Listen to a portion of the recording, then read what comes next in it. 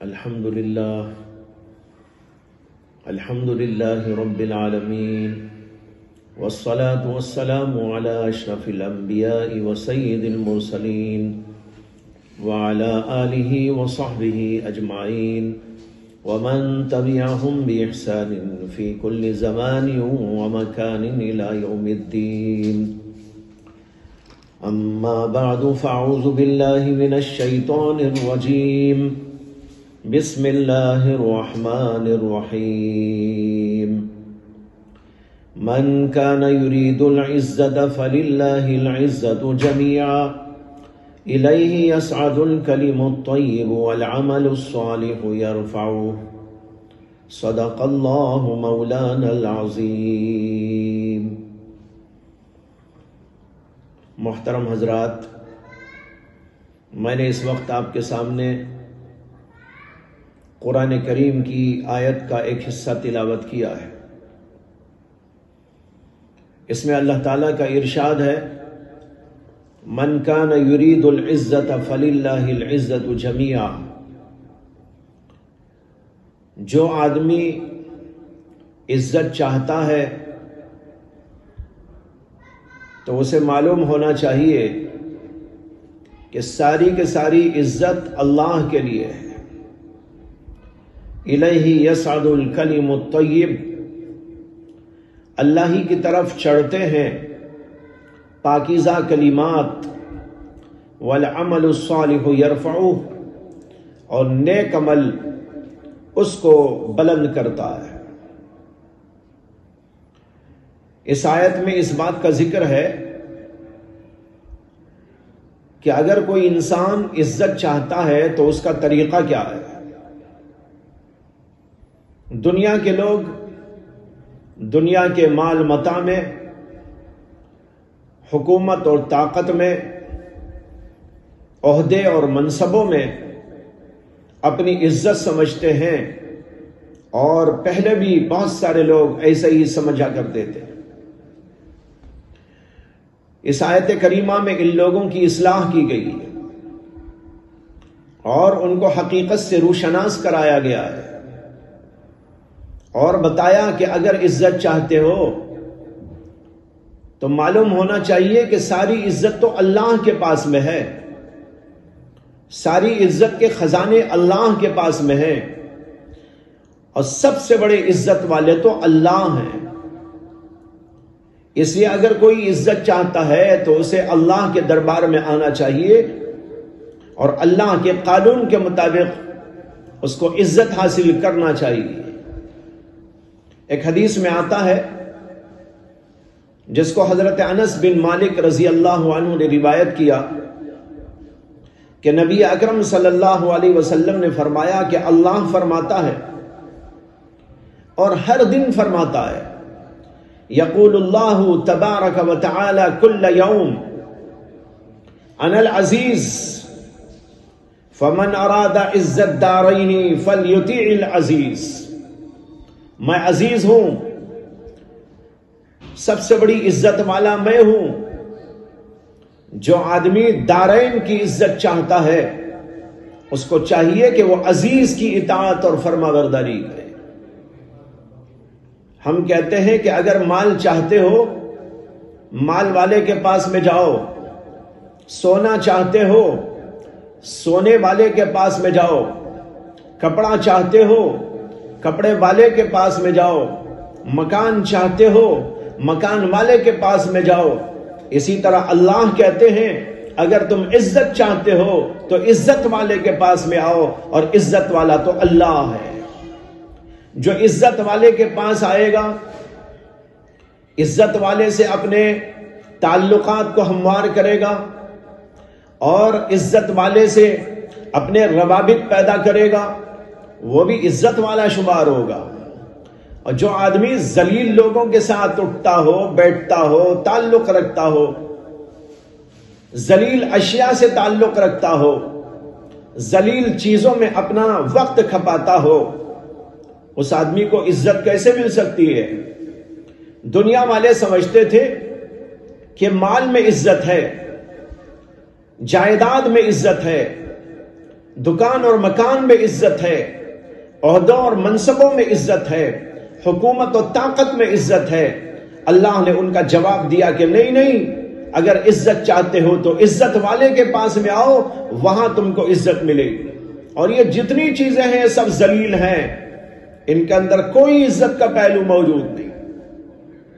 حدیث میں آتا ہے کہ نبی اکرم سرور عالم صلی اللہ علیہ وسلم نے ارشاد فرمایا کہ اگر اللہ کے نزدیک دنیا کی حیثیت ایک مچھر کے پر کے برابر بھی ہوتی تو اللہ کسی کافر کو ایک گھونٹ پانی بھی نہ دیتے۔ لیکن آج آپ دیکھ رہے ہیں یہ دنیا انہی لوگوں کے ہاتھ میں ہے، کافروں کے ہاتھ میں، فاسقوں کے ہاتھ میں، باغیوں کے ہاتھ میں، سرکشوں کے ہاتھ میں، اللہ کی بغاوت پر تل جانے والے لوگوں کے ہاتھ میں حکومت ہے، طاقت ہے، بڑے بڑے عہدے ہیں، بڑے بڑے منصب ہیں، اور اسی کی بنیاد پر وہ سمجھ رہے ہیں کہ ہم بڑے عزت والے ہیں، اس لیے کہ ہمارے پاس دنیا ہے، ہمارے پاس عہدہ ہے، ہمارے پاس منصب ہے، ہمارے پاس حکومت ہے، ہمارے پاس طاقت ہے۔ اللہ کہتے ہیں یہ ذلیل چیزیں جو رکھتا ہے اس کو عزت کیسے مل سکتی ہے؟ مال کو عزت سمجھنے والا بڑا بے وقوف ہے، حکومت کو عزت سمجھنے والا بڑا بے وقوف ہے۔ اصل عزت کا مالک تو اللہ ہے، اس لیے اگر عزت چاہتے ہو تو اللہ کے دربار میں آؤ، اور اللہ ہر دن اعلان کرتے ہیں انا العزیز، میں عزت والا ہوں، سب سے بڑا عزت والا ہوں۔ فمن اراد عزت دارین فلیطع العزیز، جو عزت چاہتا ہو دارین کی، اس کو چاہیے کہ وہ عزیز کی اطاعت کرے، فرما برداری کرے۔ عزتیں دو قسم کی ہوتی ہیں، ایک دنیاوی عزت۔ دنیاوی عزت دنیا کی طرح ذلیل ہے، خوار ہے، ناپائیدار ہے، اس کی کوئی حیثیت نہیں ہے۔ اور یہ عزت دنیا داروں کو مال کی بنیاد پر، حکومت کی بنیاد پر، طاقت کی بنیاد پر، منصبوں کی بنیاد پر مل جاتی ہے، اور یہ غلط فہمی میں مبتلا ہو جاتے ہیں کہ ہم کو عزت مل گئی، حالانکہ یہ دنیا کی عزت ناپائیدار ہونے، ناقص ہونے، حقیر ہونے کی وجہ سے یہ کوئی عزت ہی نہیں ہے۔ اصل عزت تو وہ ہے جو دینی عزت، روحانی عزت، ایمانی عزت اور اخروی عزت ہوتی ہے، اور یہ عزت ملتی ہے کہ انسان کو اللہ سے تعلق جوڑنے کی بنیاد پر۔ جیسے کہ ابھی میں نے کہا، مال چاہتے ہو مال والے کے پاس جانا پڑتا ہے، سونا چاہتے ہو تو سونے والے کے پاس میں جانا پڑتا ہے، اسی طرح کوئی اور عہدہ اور منصب چاہتے ہو تو عہدے داروں اور منصب داروں کے پاس میں جانا پڑتا ہے، حکومت چاہتے ہو تو حکومت والوں کے پاس میں جانا پڑتا ہے۔ اگر تم عزت چاہتے ہو تو سب سے بڑے عزت والے کے پاس میں آؤ، اور وہ ہے اللہ کی ذات، اور اس سے اپنے تعلق کو ہموار کرو، تعلق پیدا کرو، اطاعت اور فرمانبرداری کرو، اس کو خوش کرنے کی کوشش کرو۔ اگر تم اس کو خوش کر کے اس سے تعلق پیدا کر لیتے ہیں تو وہ اللہ تمہیں عزت سے نواز دے گا، اور یہ عزت جو ملے گی وہ عزت پائیدار عزت ہوگی، اور جو دنیا میں بھی ملے گی اور آخرت میں بھی ملے گی۔ لیکن سوال یہ ہے کہ ہم اللہ سے اپنا رشتہ کیسے قائم کریں، اللہ سے اپنے رشتے کو کس طرح مضبوط کرے، اس کا اصول کیا ہے، اس کا طریقہ کیا ہے؟ اللہ نے آیت کے اگلے حصے میں اسی کو بیان فرمایا، فرماتے ہیں الیہ یصعد الکلم الطیب والعمل الصالح یرفعہ، اللہ ہی کی طرف چڑھتے ہیں پاکیزہ کلمات، اور نیک عمل اس کو بلندیوں پر پہنچا دیتا ہے۔ معلوم ہوا کہ اگر ہم اللہ سے اپنے رشتے کو قائم کرنا چاہتے ہیں اور اللہ کی عزت سے ہم بھی معزز بننا چاہتے ہیں تو اس کا طریقہ یہ ہے جو یہاں آیت کے اندر بیان کیا گیا۔ علماء لکھتے ہیں، مفسرین کرام اس کی تشریح کے اندر لکھتے ہیں کہ اس آیت کریمہ میں اللہ نے دو باتیں بیان فرمائی، ایک کلمہ طیب اور دوسرے عمل صالح۔ ان دو کے ذریعے انسان اللہ کے قریب ہو سکتا ہے اور اللہ اس کو قبول کرتے ہیں، اور جب اللہ اسے قبول کرتے ہیں تو عزتوں سے نوازتے ہیں اور وہ دنیا میں اور آخرت میں معزز تر لوگوں کے اندر شمار ہوتا ہے۔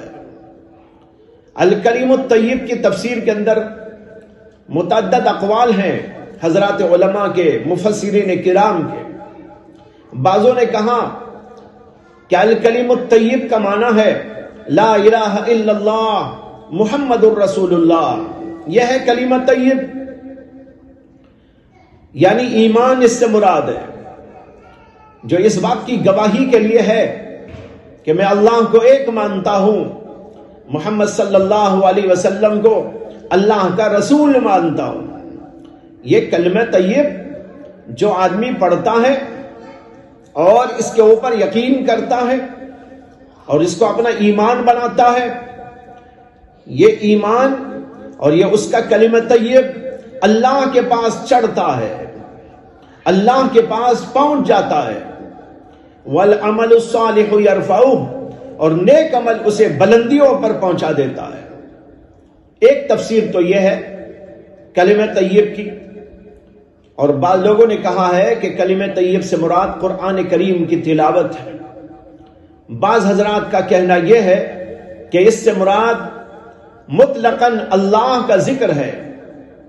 جو آدمی اللہ کا ذکر کرتا ہے، جو قرآن کریم کی تلاوت کرتا ہے، یہ کلمات طیب اللہ کے دربار میں پہنچتے ہیں اور اللہ ان کو قبول کر لیتے ہیں۔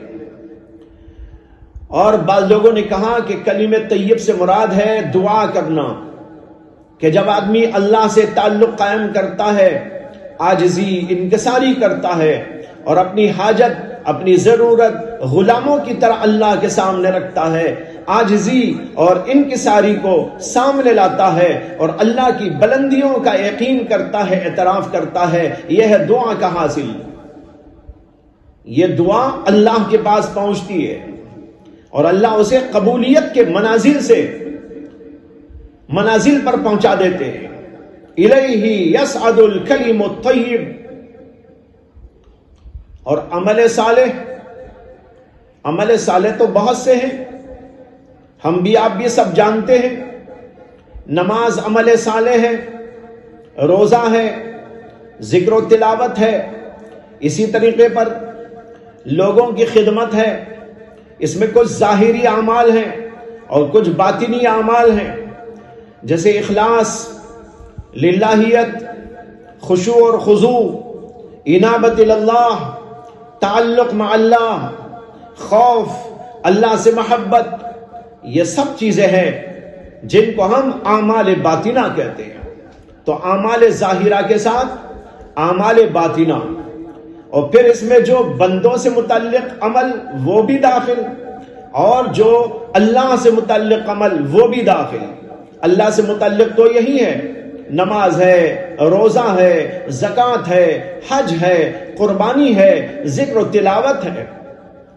اور کچھ اعمال وہ ہیں جو بندوں سے متعلق، بندوں کے حقوق، ماں باپ کے، رشتہ داروں کے اور لوگوں کے حقوق کو ادا کرنا، لوگوں کے ساتھ اچھا سلوک کرنا، لوگوں سے ہمدردی اور غمخواری کرنا، یہ سب اچھے اعمال ہیں۔ خیر خیرات کرنا، لوگوں کی مدد اور نصرت کرتے رہنا، رشتہ داروں کو کچھ دیتے رہنا، ان کے دل کو خوش کرتے رہنے کی کوششیں کرنا، اپنے بڑوں کا ادب کرنا، اپنے چھوٹوں پر شفقت و مہربانی کرنا، لوگوں کے ساتھ بات چیت اچھے انداز سے کرنا، یہ سارے وہ اعمال ہیں جو عمل صالح کے اندر داخل ہے۔ کہتے ہیں والعمل الصالح یرفعہ، اور عمل صالح اس کو بلند کرتا ہے۔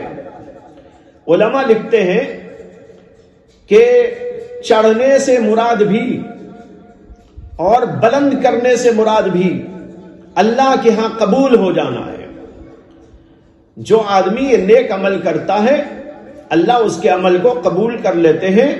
بلندیوں پر پہنچانے کا مطلب ہے اللہ اس کو اپنے ہاں قبول کر لیتے ہیں، اور اس کے چڑھنے کا مطلب بھی یہ ہے کہ وہ آگے بڑھ کر اللہ کے ہاں قبولیت کا درجہ پا جاتا ہے۔ جو آدمی یہ کرتا ہے وہی آدمی دراصل اللہ سے اپنے تعلق کو مضبوط کرتا ہے۔ ایک ایمان، دوسرے عمل صالح۔ ایمان کی بنیاد پر آدمی کا عمل بلندیوں پر پہنچتا ہے۔ علماء اس کے بارے میں لکھتے ہیں وَالْعَمَلُ الصَّالِحُ يَرْفَعُهُ، عمل صالح اس کو بلندیوں پر پہنچاتا ہے۔ ایک ترجمہ تو یہ ہے۔ دوسرا ترجمہ اس کا یہ ہے، نیک عمل کو وہ کلمہ طیب بلندیوں پر پہنچاتا ہے۔ علماء لکھتے ہیں کہ اگر ایک آدمی نماز پڑھتا ہے، روزہ رکھتا ہے، لوگوں کی خدمت کرتا ہے، ہمدردی و غمخواری کرتا ہے، یتیموں کو، غریبوں کو، بیواؤں کو، مسکینوں کو پالتا ہے، ان کی ضروریات میں ان کی کفالت کرتا ہے، لیکن اس کے پاس کلمہ طیب نہیں ہے، یعنی ایمان نہیں ہے اس کے پاس، تو یہ کتنا بھی عمل کر لے لیکن یہ بلند نہیں ہوگا۔ اور بلندی پر یہ عمل اس وقت پہنچے گا جب اس کے پاس ایمان ہوگا، تو ایمان اور کلمہ طیب اس کے عمل کو بلند کرتا ہے، یعنی قبولیت کے درجے کو پہنچا دیتا ہے۔ اور اگر ایمان نہیں ہے تو بے ایمان آدمی کچھ بھی کرے، اللہ کے ہاں اس کا کوئی اعتبار نہیں۔ لا نقیم لہم یوم القیامت وزنا، اللہ کہتے ہیں ان کے جو بھی اچھے عمل ہوں لیکن ہمارے پاس ان کا کوئی وزن نہیں ہوگا۔ دیکھنے میں بڑے بھاری بھاری عمل ہو سکتے ہیں، چنانچہ غیروں کے ہاں بھی بہت اچھے اچھے کام کیے جاتے ہیں، غریبوں کی امداد کی جاتی ہے، بڑے بڑے ہاسپٹل کھول کر مخلوق کی خدمت کر رہے ہیں، اسی طرح اور ادارے کھول کر غریبوں کی مدد اور نصرت کے طریقے جاری کیے ہوئے ہیں، اور بہت سارے انداز ہیں ان کے، لیکن اس کے باوجود اللہ کے ہاں قیامت کے اندر ان کا کوئی بھی عمل مقبول نہیں ہوگا اور ان کے اندر کوئی وزن نہیں ہوگا۔ اس لیے فرمایا گیا وَالْعَمَلُ الصَّالِحُ يَرْفَعُهُ، عمل صالح کو یہ کلمہ طیب بلند کرتا ہے، یعنی آگے پہنچاتا ہے اللہ کے دربار میں۔ اور اگر عمل صالح تو موجود ہے، اچھا عمل تو کر رہا ہے، لیکن عمل صالح کے ساتھ اس کے پاس ایمان نہیں ہے تو پھر اس کا کوئی اعتبار نہیں۔ بعض علماء کہتے ہیں وَالْعَمَلُ الصَّالِحُ يَرْفَعُ کا مطلب ہے عمل صالح کلمہ طیب کو بلند کرتا ہے۔ کیا مطلب ہے اس کا؟ علماء کہتے ہیں یہ مطلب ہے کہ جب آدمی نیک عمل کرتا ہے تو اس کے ایمان میں تر و تازگی آ جاتی ہے۔ ایک آدمی کہتا ہے لا الہ الا اللہ محمد الرسول اللہ، آمنت باللہ وملائکتہ وکتبہ ورسلہ، ایمان تو رکھتا ہے، اللہ کو مانتا ہے، فرشتوں کو مانتا ہے، پیغمبروں کو مانتا ہے، اللہ کی کتابوں کو مانتا ہے، تقدیر کو مانتا ہے، آخرت کو تسلیم کرتا ہے، لیکن اس کے باوجود عمل صالح نہیں ہے اس کی زندگی میں، نماز نہیں پڑھتا، روزہ نہیں رکھتا، اچھے کام نہیں کرتا، برے کام کرتا ہے۔ اگر ایسا ہے تو اس کا یہ کلمہ طیب، اس کا یہ ایمان کچھ مقبولیت کے درجے کو نہیں پہنچتا، بلندیوں پر نہیں پہنچتا، اس کو بلندی پر پہنچانے والا عمل صالح ہے۔ اسی لیے بہت سے علماء کا نقطہ نظر یہ ہے کہ ایمان کے اندر اعمال داخل ہیں۔ انہوں نے ایمان کی تفسیر ہی یہ کی ہے کہ ایمان کہتے ہیں التصدیق بالجنان والعمل بالارکان والاقرار باللسان، زبان سے اقرار بھی ہو، دل سے تصدیق بھی ہو، اور اپنے اعضاء سے عمل بھی ہو۔ کہتے ہیں یہ ہے ایمان۔ وہ ایمان کیا ایمان ہے جس میں آدمی کہتا تو ہے آمنت باللہ، کہتا تو ہے آمنت بالرسول، اقرار کرتا ہے کہ آمنت بالکتب، اور یہ اقرار کرتا ہے کہ میں آخرت کو مانتا ہوں، لیکن اس کے باوجود نہ نماز ہے، نہ روزہ ہے، نہ زکوٰۃ ہے، نہ قربانی ہے، نہ تلاوت ہے، نہ ذکر ہے، کوئی عمل صالح اس کے پاس موجود نہیں، تو اس کا یہ ایمان گھٹیا ایمان ہے، اس کے اندر طاقت نہ ہوگی کہ وہ آسمان کی طرف چڑھ جائے اور قبولیت کے درجے کو پہنچ جائے۔ اس لیے جو بھی ایمان رکھنے والے ہیں ان کو یہ بھی ضروری ہے کہ وہ عمل صالح کے ساتھ زندگی کریں۔ یہ دونوں مطلب حضرات علماء کرام نے اس آیت کی تفسیر کے اندر بیان فرمائے ہیں۔ اب بتانا یہ ہے کہ اگر کوئی عزت چاہتا ہے تو اس کا طریقہ ہے اللہ سے تعلق جوڑنا، اور اللہ سے تعلق جوڑنا کب ہوگا؟ جب ایمان ہوگا اور عمل صالح اس کے اندر آئے گا، یہ دونوں چیزیں اللہ کے ہاں پہنچیں گی اور مقام قبولیت میں پہنچیں گی، اور جب اللہ اس کو قبول کر لے گا تو آدمی کو عزتوں سے نوازے گا، اس لیے کہ وہ آدمی اللہ سے تعلق قائم کر چکا ہے۔ جو عزت دار سے تعلق رکھتا ہے وہ اللہ سے تعلق رکھتا ہے، جو بڑا عزت دار ہے تو اس آدمی کو بھی عزت مل جاتی ہے جو آدمی اللہ سے تعلق رکھنے والا ہوتا ہے۔ یہ ہے آیت کریمہ کی تفسیر۔ اب ہمیں غور کرنا ہے کہ ہم لوگ دنیا میں عزت چاہتے ہیں، آخرت میں بھی عزت چاہتے ہیں، لیکن ہم عزت کہاں تلاش کر رہے ہیں؟ آج امت مسلمہ کا بہت بڑا طبقہ وہ ہے جو یہ سمجھا ہوا ہے غیروں کی طرح، کافروں کی طرح، مردودوں کی طرح، باغیوں اور سرکشوں کی طرح کہ اگر ہم کو عزت مل سکتی ہے تو دنیا کی تعلیم میں ملے گی، عہدوں میں ملے گی، منصبوں میں ملے گی، مال اور دولت کے انبار جمع کرنے میں ملے گی، عیش و عشرت کے سامان میں ہم کو ملے گی۔ اسی لیے آج دنیا میں بیشتر لوگوں کو دیکھا جاتا ہے کہ وہ اسی کے پیچھے اپنی ساری قوتوں کو، طاقتوں کو، صلاحیتوں کو، قابلیتوں کو لگا دیتے ہیں، اس لیے کہ وہ یہی چاہتے ہیں کہ ہم کو دنیا مل جائے، اس لیے اپنے بچوں کو پڑھائیں گے، دنیا کی تعلیم ہی پڑھائیں گے۔ یہ بھی سی ڈی اور کیٹ اور ریٹ پڑھانے میں وہ سمجھتے ہیں کہ ہماری عزت ہے، لیکن بچہ اگر بسم اللہ پڑھے، اللہ کا نام پڑھے، قرآن کریم کی تلاوت کرنے والا بنے، قرآن کی تعلیم حاصل کرنے والا بنے، اس کے اندر لوگ نہیں سمجھتے کہ اس سے عزت ملے گی۔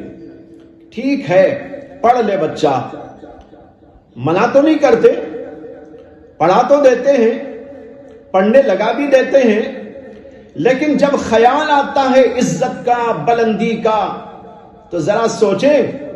میں سننے والے تمام لوگوں سے اپیل کرتا ہوں کہ وہ اللہ کے لیے غور و فکر کریں، ٹھنڈے دل کے ساتھ میں سوچیں کہ ہم میں کتنے ایسے لوگ ہیں جب عزت کی بات آتی ہے تو دنیا کی تعلیم میں عزت سمجھتے ہیں، دنیا کے عہدوں میں عزت سمجھتے ہیں، لیکن دین کی تعلیم کو عزت دار، عزت دینے والی نہیں سمجھتے۔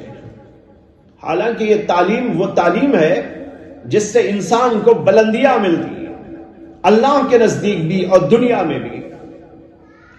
لیکن آج معاملہ الٹا ہوتا جا رہا ہے، اور جب لوگوں نے عہدوں میں، منصبوں میں، مال میں، دولت میں، ان سب چیزوں میں عزت سمجھ کر اس کے پیچھے اپنے آپ کو لگا دیا تو اللہ نے ان کو دنیا میں ذلیل کر دیا ہے۔ آج امت مسلمہ رو رہی ہے، پلا رہی ہے اور بار بار کہتی ہے آج ہم کو دنیا میں کوئی عزت نہیں ہے، آج ہمیں دنیا میں ذلیل سمجھا جا رہا ہے، دنیا کے تمام لوگ ہم کو حقیر سمجھ رہے ہیں۔ لیکن بھائیو ذرا یہ بھی تو سوچو کہ جب اللہ کے نبی محمد صلی اللہ علیہ وسلم دنیا میں آئے تھے اور اسی قرآن کو اور حدیث کو دیا تھا اور اللہ کے تعلق کو عطا فرمایا تھا، ایمان کی دولت سے نوازا تھا، قرآن اور حدیث کے علوم کو پڑھا کر سینوں میں اس کو محفوظ کیا تھا اور اجاگر کیا تھا، اور عمل صالح کا درس دے کر لوگوں کی زندگیوں کے اندر اس کو داخل کر دیا تھا، تو ان صحابہ کرام کی زندگیوں میں یہ چیزیں آنے کے بعد ساری دنیا نے دیکھ لیا کہ ان سے بڑا عزت دار کوئی نہیں۔ بڑے بڑے حکومت والے، بڑی بڑی طاقت والے، بڑے بڑے عہدے اور منصب والے سب کے سب ذلیل ہو گئے۔ روایتوں میں آتا ہے کہ ایک دفعہ حضرت سیدنا عمر بن خطاب رضی اللہ تعالی عنہ کے دور میں روم کے بادشاہ نے، قیصر روم نے اپنا ایک قاصد مدینے کو بھیجا تھا کہ جاؤ اسلامی حکومت کے سربراہ امیر المؤمنین عمر بن خطاب رضی اللہ تعالی عنہ کی خدمت میں، اور یہ میرا پیغام ان کو دے دے۔ کوئی خط دیا تھا اپنے قاصد کو، اور قاصد تو بڑا معزز ہوتا ہے، جو حکومت کا قاصد ہوتا ہے وہ بڑا عزت دار قاصد وہاں سے چلا اور مدینہ طیبہ پہنچا۔ مدینہ طیبہ پہنچنے کے بعد راستے میں ایک آدمی سے مل کر پوچھا کہ میں امیر المؤمنین سے ملنے کے لیے آیا ہوں، امیر المؤمنین کا محل کہاں ہے؟ وہ مسلمان ہنس پڑا، اس نے کہا امیر المؤمنین کا محل؟ یہاں محل وحل کچھ نہیں، امیر المؤمنین کا جھونپڑا ادھر ہے، چلے جاؤ۔ وہ آنے والا قاصد یہ جواب سن کر اس آدمی کو پاگل سمجھ گیا۔ اس نے سوچا یہ کوئی پاگل واگل ہوگا، بے وقوف ہوگا، اسے امیر المومنین کا مطلب نہیں معلوم ہوگا اور محل کا مفہوم نہیں سمجھا ہوگا۔ اس نے ایک اور آدمی سے ملاقات کی اور پھر اس سے بھی پوچھا۔ انہوں نے کہا کہ ہمارے امیر المومنین کا کوئی محل موجود نہیں ہے، وہ بڑے سادے سیدھے آدمی ہیں، وہ دیکھو فلاں جگہ پر مکان ہے، میں تم کو ملاقات کرانے لے کے چلتا ہوں۔ اب وہاں لے کے گیا اور دروازے پہ کھڑا دیا۔ ان کا دروازہ معمولی سا اور اس کے اوپر ٹاٹ کا پردہ پڑا ہوا تھا۔ دستک دیا اور پوچھا کہ امیر المومنین سے ملنے آیا ہوں۔ گھر سے جواب ملتا ہے کہ امیر المومنین اس وقت گھر میں موجود نہیں ہے اور آپ جنگل میں آرام کرنے کے لیے گئے، یعنی کھیتوں کے پاس۔ وہاں سے وہ آدمی لے کر ان کو پہنچا دیا امیر المؤمنین کے پاس، جہاں حضرت امیر المؤمنین عمر بن خطاب رضی اللہ تعالی عنہ آرام فرماتے، اور آرام کرنے کا انداز بھی بڑا نرالا تھا، بڑا عجیب تھا۔ نہ کوئی سیکیورٹی وہاں موجود، نہ کوئی ساتھی وہاں موجود، اور آپ آرام کر رہے ہیں جنگل میں، اور اینٹ اپنے سرہانے رکھے ہوئے سو گئے۔ یہ بیچارہ گیا اور کھڑا ہو گیا، اور ان کی اس حالت کو دیکھ کر جلالت اور عظمت کے تصور سے اس کے بدن کے اوپر کپ کپی طاری ہو گئی۔ اس نے سوچنا شروع کر دیا کہ یہ امیر المومنین ہیں جن کا نام قیصر کے دربار میں لیا جاتا ہے تو بڑی عزت کے ساتھ لیا جاتا ہے، قیصر کے دربار میں ان کا نام آتا ہے تو سناٹا طاری ہو جاتا ہے، لیکن یہاں پر یہ حال ہے امیر المومنین کا۔ خیر بیچارے پر کپ کپی طاری ہو گئی۔ کچھ دیر کے بعد آنکھ اچانک کھلی امیر المومنین کی تو سامنے دیکھا کہ ایک آدمی کھڑا ہے، کانپ رہا ہے۔ اس کو اپنے قریب بلایا، بٹھایا، تھپکی دی، پھر پوچھا تم کون ہو، کہاں سے آئے ہو؟ اب اس کے بعد جو کچھ کی بات ہونی تھی وہ ہو گئی۔ میں بتا رہا ہوں، مال سے، دولت سے، عہدوں سے، منصبوں سے عزت نہیں ملی تھی امیر المومنین کو، یہ عزت ملی ان حضرات کو تو ایمان سے ملی تھی، اعمال سے ملی تھی، اللہ سے تعلق کی بنیاد پر ملی تھی، ورنہ مال و دولت تو اس سے زیادہ دوسروں کے پاس موجود تھی۔ لیکن قیصر و کسریٰ کے دربار میں امیر المؤمنین کا نام آتا ہے تو وہاں کے لوگوں پر سناٹا طاری ہو جاتا ہے، لوگوں پر ان کا نام لیتے ہی کپ کپی طاری ہو جاتی ہے۔ یہ کیوں؟ یہ اسی اللہ کی دین کی وجہ سے ہے جس کے بارے میں یہاں کہا گیا، جو آدمی عزت چاہتا ہو فَلِلَّهِ الْعِزَّةُ جَمِيعًا، اللہ ہی کے پاس ساری عزتیں ہیں، آؤ اس کے پاس۔ یہ لوگ چلے گئے تھے عزت دار کے پاس، اللہ نے وہ عزت دی کہ دنیا میں کوئی آدمی اتنی بڑی عزت والا نہیں تھا۔ تمام صحابہ کا روب جلال ساری دنیا پہ طاری ہو گیا۔ لیکن اس کے بعد آہستہ آہستہ ہمارا حال یہ ہو گیا کہ ہم نے دنیا کو سب کچھ سمجھ لیا، اپنی عزت مال میں سمجھی، دولت میں سمجھی، جائیداد میں سمجھی اور عہدوں میں سمجھا۔ مال دولت کے ساتھ حاصل کرنے کا جو ذریعہ تعلیم کو بنایا گیا، اس کو ہم نے سمجھا کہ اس کے ذریعے سے ہم کو دنیا میں عزت مل سکتی ہے۔ آج تقریباً 90% مسلمانوں کا یہی نظریہ ہے۔ ایسے سمجھنے والے تو پتہ نہیں خال خال کہیں ہوں گے۔ اللہ کے نیک اور لاڈیلے بندے جو یہ سمجھتے ہیں قرآن پڑھنے میں عزت ہے، ایمان لانے میں عزت ہے، ایمان کے اعمال میں عزت ہے، اور قرآن اور حدیث کے علوم میں عزت ہے، اللہ سے تعلق رکھنے میں ہماری عزت ہے، یہ سمجھنے والے معلوم نہیں کتنے لوگ ہوں گے۔ امیر المؤمنین عمر بن خطاب کا ذکر ابھی میں نے کیا، یہ واقعہ بھی ان کے حالات میں اور ان کے تذکرے میں تذکرہ نگاروں نے لکھا ہے کہ جب آپ تشریف لے گئے تھے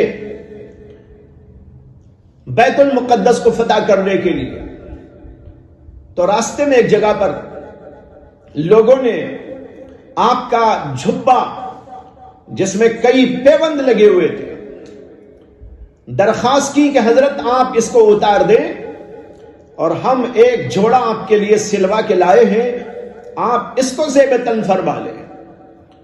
امیر المؤمنین نے اپنا کرتا اتارا، نیا جوڑا پہن لیا اور کچھ دیر آگے چلتے رہے۔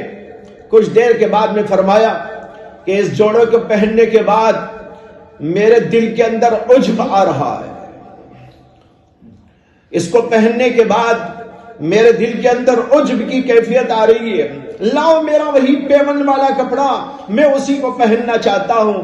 لوگوں نے کہا کہ حضرت آپ جا رہے ہیں وہاں جہاں بڑے بڑے لوگ ہوں گے اور ملک فتح کرنے کے لیے، بیت المقدس فتح کرنے کے لیے آپ جا رہے ہیں، یہ کپڑے پہن کے جائیں گے تو وہ آپ کو کیا سمجھیں گے؟ حضرت امیر المؤمنین کا جواب تھا، اللہ نے ہم کو اسلام سے عزت بخشی ہے، مال سے، دولت سے، کپڑوں سے نہیں۔ یہ ہے ہماری عزت۔ لیکن آج یہ نظریات ہمارے بدل گئے۔ دنیا کے پیچھے امت اپنے آپ کو لگائی ہوئی ہے، اور اسی لیے آج پوری دنیا میں ہم کو ذلیل کر دیا گیا ہے کہ تم نے ذلیل چیزوں میں اپنی عزت سمجھی، اللہ سے تعلق میں نہیں سمجھی، اللہ پر ایمان میں نہ سمجھی، اللہ کے لیے اچھا عمل کرنے میں نہ سمجھی۔ لو اب تم کو ذلت دی جاتی ہے۔ دیکھیے کیسی ذلت آج ہو گئی امت مسلمہ کی۔ یہ اسی لیے ہے بھائیوں، اپنے نظریات کو بدلنے کی ضرورت ہے، اپنے اعمال کو بدلنے کی ضرورت ہے۔ اعمال سے پہلے نظریے کو بدلو۔ نظریہ ہی آج غلط ہو گیا۔ وہ نظریہ جو صحابہ نے پیش کیا تھا، وہ نظریہ جو محمد صلی اللہ علیہ وسلم نے ان کے اندر ڈالا تھا، وہ نظریہ جو پیغمبروں نے سب سے زیادہ سارے پیغمبروں نے پیش کیا تھا، وہ نظریہ آج بدل چکا ہے۔ ہم نے دنیا کو عزت والی چیز سمجھا، حالانکہ ابھی میں حدیث سنا چکا ہوں، اللہ کے نبی صلی اللہ علیہ وسلم نے فرمایا کہ دنیا اگر اللہ کے نزدیک مچھر کے پر کے برابر بھی حیثیت رکھتی تو اللہ کسی کافر کو ایک گھونٹ پانی بھی نہ پلاتا۔ ایسی حقیر چیز کو ہم سمجھے ہماری عزت اس میں ہے، تو اللہ ذلیل نہ کریں گے تو کیا کریں گے؟ اس لیے سب سے پہلے تو اپنا نظریہ بدلنے کی ضرورت ہے۔ نظریہ بدلنے کے بعد عمل کو بدلنے کی ضرورت ہے۔ ہم کو اپنے عمل میں طاقت پیدا کرنا ہے۔ بہت سے لوگ ہیں جنہوں نے اعمال کو چھوڑ رکھا ہے، نہ ان کی زندگی میں نماز، نہ ان کی زندگی میں روزہ، نہ ان کی زندگی میں تلاوت، نہ ان کی زندگی میں اللہ کی یاد، نہ ان کی زندگی میں اللہ کو پکارنا، نہ ان کی زندگی کے اندر اللہ سے تعلق، نہ اللہ کی محبت، نہ اللہ کا خوف اور خشیت۔ آپ بتاؤ کہ جب یہ سب چھوڑ دیا تو پھر اللہ سے تعلق ٹوٹ گیا۔ جب اللہ سے تعلق ٹوٹ گیا تو ہمیں عزت کیسے مل سکتی ہے؟ اگر عزت پانا ہے، یہی دو اصول ہیں جو قرآن کریم نے یہاں پر بتا دیے۔ اس میں مجھے ایک دو واقعات یاد آ گئے۔ ایک واقعہ تو یہ یاد آیا کہ حضرت عبداللہ ابن مبارک رحمت اللہ علیہ جو بہت بڑے عالم، فاضل، محدث، فقی اور اللہ والے، اللہ کا خوف اور خشیت بے پناہ ان کے دل میں، ان کے بہت سے واقعات ہیں۔ ایک واقعہ تاریخ میں لکھا ہے کہ وہ ایک بار اپنے وطن سے مقام رے آ رہے تھے، اور اس زمانے میں رے بہت بڑا شہر اور امیر المؤمنین ہارون الرشید کا پائے تخت تھا بغداد کے علاقے میں۔ اس پائے تخت میں حضرت عبداللہ بن مبارک رحمت اللہ علیہ آ رہے تھے، لوگوں کو اطلاع ہو گئی تھی۔ امیر المؤمنین ہارون الرشید اپنے محل کے بالا خانے پہ ٹہل رہے تھے اور ان کی بیوی بھی ساتھ میں تھی۔ اچانک انہوں نے دیکھا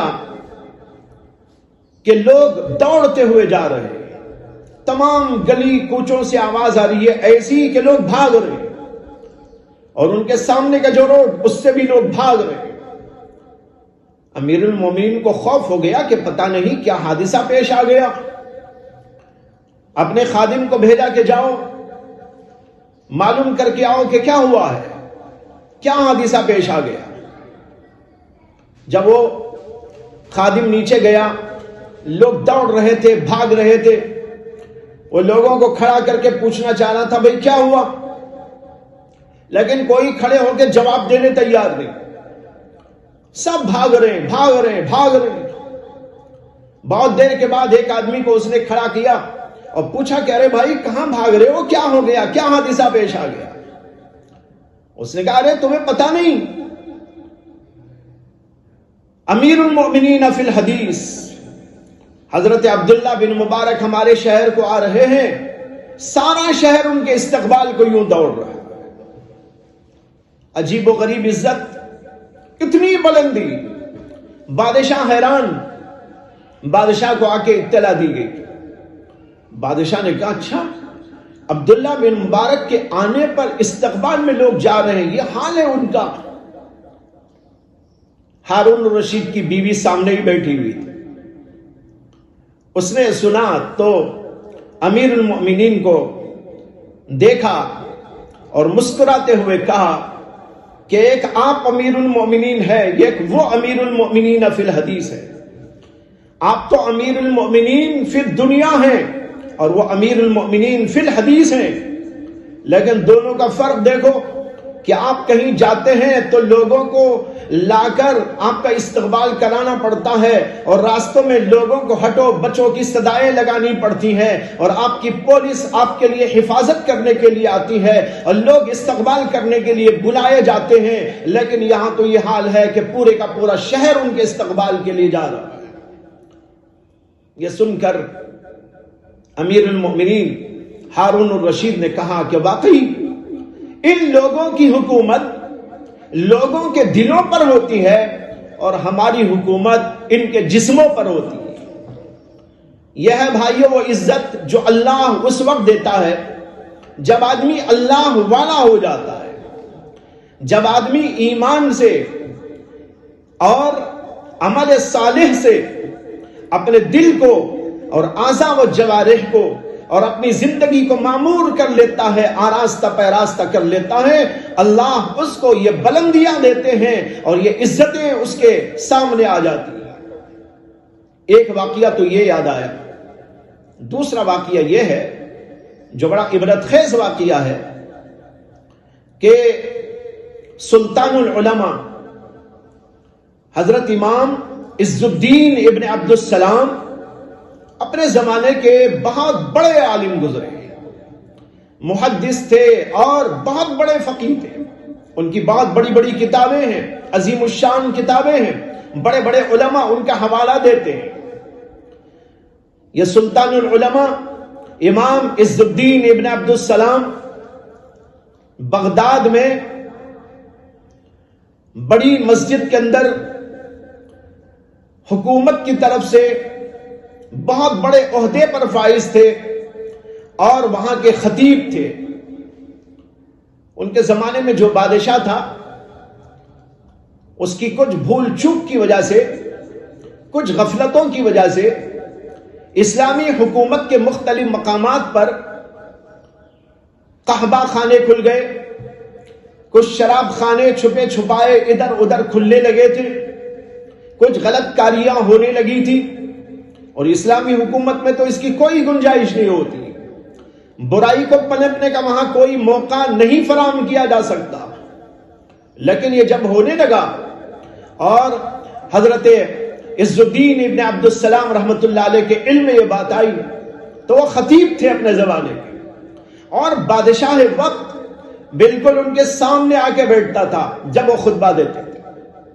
یہ ممبر پر کھڑے ہوئے خطبہ دینے لگے، اور خطبہ دیتے دیتے امر بالمعروف و نہی عن المنکر کو بیان کرنے لگے، اور پھر اسی میں انہوں نے مختلف قسم کی جو برائیاں ہوتی ہیں اس پر نکیر کی، اور ساتھ ہی ساتھ بادشاہ کو جو سامنے ہی بیٹھا ہوا تھا اس کو خطاب کرتے ہوئے کہا کہ اے بادشاہ، آپ کی ذمہ داری ہے کہ آپ اس برائی کو جو آپ کے ملک کے اندر داخل ہو چکی ہے اس کو ختم کریں۔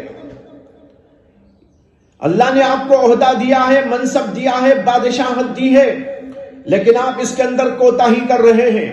یہ آپ کی غفلت باس پرس کے قابل ہے، یہ آپ کی غفلت برداشت کرنے کے قابل نہیں ہے۔ اسلامی ملک کے اندر قحبہ خانہ کھل جائے، شراب کے اڈے ہونے لگے، برائی جڑ پکڑنے لگے، یہ بات قابل برداشت نہیں ہو سکتی۔ انہوں نے بڑے جو ہے زور کے ساتھ، بڑی قوت کے ساتھ، بڑی توانائی کے ساتھ اور پوری ہمت اور بصیرت کے ساتھ بادشاہ سے وہی خطاب کر دیا۔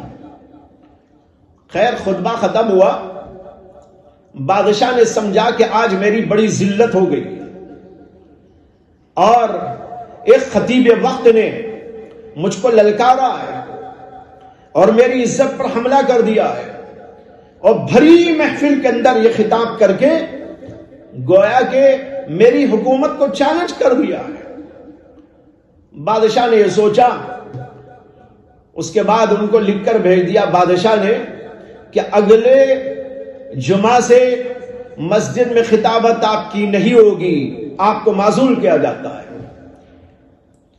ان کے پاس وہ بات پہنچی، انہوں نے کہا ٹھیک ہے۔ اس کے بعد انہوں نے اپنا پورا ساز و سامان بال لیا، بیوی بچوں کو تیار کر لیا، کچھ اونٹوں گھوڑوں پر اپنا ساز و سامان لاد لیا، اور پھر وہاں شہر کو چھوڑ کر چلنا شروع کیا۔ لوگ پوچھنے لگے کہ حضرت کہاں جا رہے ہیں؟ بیوی کو، بچوں کو، ساز و سامان کو لے کر اونٹوں پہ لاد کے کہاں جا رہے ہیں؟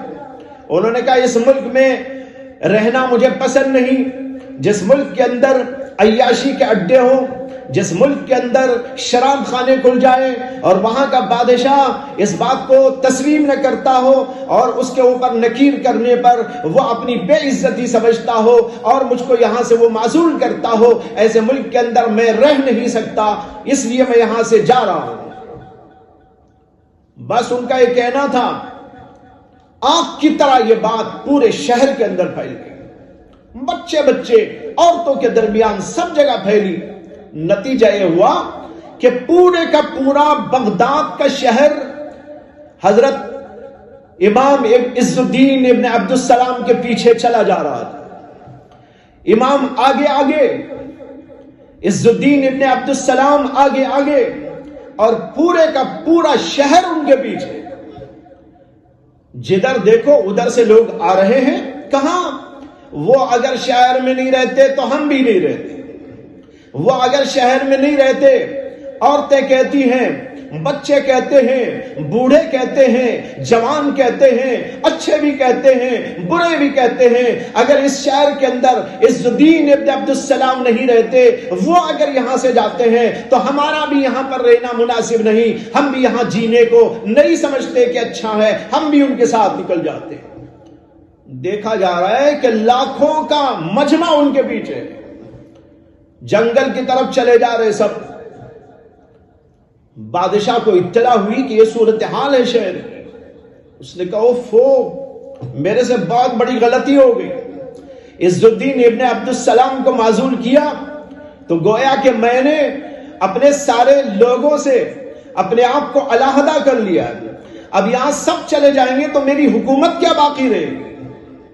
کہتے ہیں کہ اس کے بعد بادشاہ وقت نے فوری طور پر ایکشن لیا اور اپنے لاؤ لشکر کے ساتھ، اپنے خاص لوگوں کے ساتھ وہاں سے نکل کر اپنے محل سے عز الدین ابن عبدالسلام کی خدمت میں بادب پہنچا اور ان کے پیر چھوا اور کہنے لگا کہ اللہ کے لیے مجھے معاف کر دو اور پھر آ جاؤ اپنے شہر میں، اگر آپ گئے تو گویا کہ میری حکومت ہی چلی جائے گی۔ بھائیو، یہ عجیب و غریب واقعہ تاریخ کے صفحات کے اندر ثبت ہے، لوگوں نے اس کو بڑی آن بان کے ساتھ میں لکھا ہے، میں نے انتہائی اختصار کے ساتھ اس کو بیان کیا۔ اس سے آپ سمجھے، غور کریں کہ ایک ہوتی ہے دنیاوی عزت اور ایک ہوتی ہے اخروی عزت، اور یہ اخروی عزت اور دینی عزت، دینی منصب، یہ ملتا ہے ان لوگوں کو جو اللہ سے تعلق پیدا کرتے ہیں، اللہ کا ذکر کرتے ہیں، نیکیاں انجام دیتے ہیں، اپنے دل میں اللہ کی محبت داخل کرتے ہیں، اپنے دل میں اللہ کا خوف داخل کرتے ہیں، ان کی پوری زندگی اللہ کی نسبت سے قائم رہتی ہے اور اللہ سے تعلق کے ساتھ قائم رہتی ہے۔ ایسے لوگوں کو اللہ دنیا میں بھی اور آخرت میں بھی عزتوں سے نوازتے ہیں۔ یہ ہے آج کا سبق کہ اللہ نے قرآن میں کہا من کان یرید العزہ، جو بھی عزت چاہتا ہے، اور کون نہیں چاہتا؟ کیا میں کہہ سکتا ہوں کہ مجھے عزت نہیں چاہیے؟ کیا آپ میں سے کوئی کہہ سکتا ہے کہ عزت نہیں چاہیے؟ کوئی بھی ہو، ہر آدمی کہے گا مجھے عزت چاہیے، لیکن عزت کہاں ملے گی؟ یہ غلط فہمی دور کر لو، اپنے نظریے کو ٹھیک کر لو۔ مال میں نہیں ملے گی، جائیداد میں نہیں ملے گی، عہدوں میں نہیں ملے گی، حکومت و طاقت میں نہیں ملے گی، اور کسی اور دنیاوی چیز کے اندر نہیں ملے گی۔ اگر یہ چیز ملے گی تو کہاں ملے گی؟ اللہ کہتے ہیں فَلِلَّهِ الْعِزَّةُ جَمِيعًا، ساری عزت تو اللہ کے لیے۔ کیا مطلب؟ اگر عزت چاہتے ہو اللہ کے دربار میں آؤ، اور اللہ اعلان بھی کرتے ہیں، جیسے کہ حدیث سنا چکا ہوں، انا العزیز، میں عزت دار ہوں، میں سب سے بڑی عزت والا ہوں۔ جو آدمی چاہتا ہے کہ دارین کی عزت حاصل کرے، فَلْيُطِعِ الْعَزِیز، وہ عزت دار کی اطاعت اور فرما برداری کرے۔ اللہ سے دعا ہے کہ اللہ تعالی ہم کو سمجھنے کی اور پھر عمل کرنے کی توفیق عطا فرمائے، اور اس کے لیے اللہ تعالی ہمارے لیے آسانیاں بہم پہنچائے۔ وآخر دعوانا ان الحمد للہ رب العالمین۔